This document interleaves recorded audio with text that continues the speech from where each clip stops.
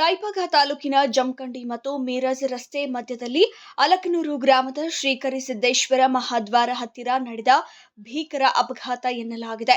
ಜಯಸಿಂಗಪುರದಿಂದ ಕುಟುಂಬ ಸಮೇತ ಜಮಖಂಡಿಗೆ ಹೋಗುತ್ತಿದ್ದ ಬೈಕ್ ಸವಾರ ಕರ್ನಾಟಕ ಮತ್ತು ಮಹಾರಾಷ್ಟ್ರ ರಾಜ್ಯ ಹೆದ್ದಾರಿ ಸುಸಟ್ಟಿ ಮತ್ತು ಯಲ್ಪಾರಟ್ಟಿ ಬಂಗ್ಲೆ ಮಧ್ಯೆ ಇರುವ ಅಲಕನೂರು ಗ್ರಾಮಕ್ಕೆ ತೆರಳುವ ಶ್ರೀ ಕರಿಸಿದ್ದೇಶ್ವರ ಮಹಾದ್ವಾರದ ಹತ್ತಿರದ ತಿರುವಿನಲ್ಲಿ ಜಮಖಂಡಿ ಮಾರ್ಗವಾಗಿ ಕುಡ್ಚಿ ಕಡೆ ಹೊರಟ ಟ್ರಕ್ಗೆ ಬೈಕ್ಗೆ ಮುಖಾಮುಖಿ ಡಿಕ್ಕಿ ಹೊಡೆದ ಪರಿಣಾಮ ಬೈಕ್ ಮೇಲಿದ್ದ 28 ವರ್ಷದ ಮಂಜುಳಾ ಗಿರೆಪ್ಪ ಕುಂದ್ರಾಳಿ ಮತ್ತು 7 ವರ್ಷದ ಬಾಲಕಿ ಆರಾಧ್ಯ ಗಿರೆಪ್ಪ ಕುಂದ್ರಾಳಿ ಸ್ಥಳದಲ್ಲೇ ಸಾವನ್ನಪ್ಪಿದ್ದು, 38 ವರ್ಷದ ಗಿರೆಪ್ಪ ಕುಂದ್ರಾಳಿ ಹಾರೋಗಿರಿ ಖಾಸಗಿ ಆಸ್ಪತ್ರೆಗೆ ರವಾನಿಸಲಾಗಿತ್ತು.